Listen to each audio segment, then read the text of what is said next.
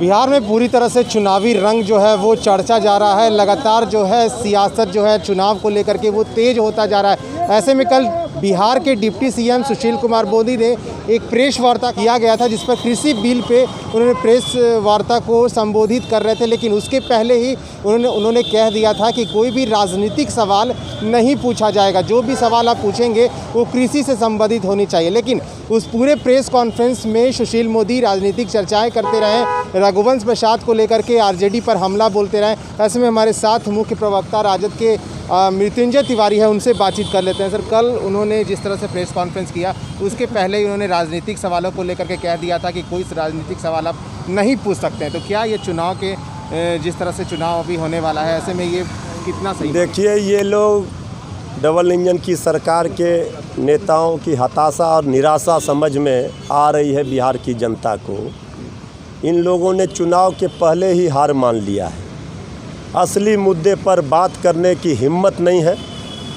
15 साल का अपना हिसाब नहीं दे पा रहे हैं, तो इधर की बात उधर की बात, मौत पर सियासत, यही इनका चरित्र रह गया।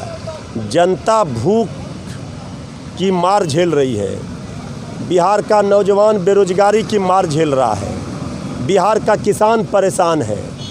बिहार की आम जनता परेशान है। अपराधियों का तांडव हो रहा है। इस पर ये बात ही नहीं कर रहे हैं। इधर की बात उधर की बात, जिससे जनता का कोई लेना देना नहीं है, जो राजनीतिक मुद्दा नहीं है।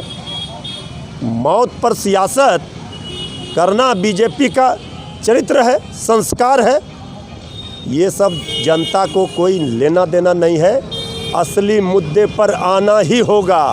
तेजस्वी यादव जी के द्वारा जो सवालों के बौछार किए जा रहे हैं, उसका पाई पाई का जवाब देना होगा, हिसाब देना होगा।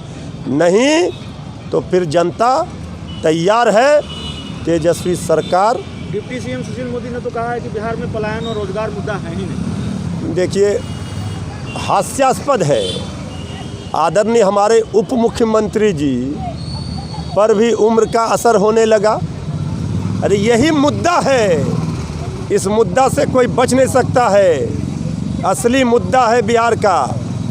और ये कह रहे हैं मुद्दा नहीं है, तो मुद्दा क्या है? आदरणीय लालू प्रसाद जी का परिवार और आदरणीय रघुवंश बाबू जो अब नहीं रहे इस दुनिया में। मुद्दे पर आइए। मजदूरों पर जब लाठियां चल रही थे, मजदूर जब पैदल आ रहे थे, उस समय क्यों बीजेपी चुप थी? इसका जवाब दीजिए। जी, राजद पे भी लगातार रघुवंश प्रसाद सिंह को लेकर भी वो हमला कर रहे थे।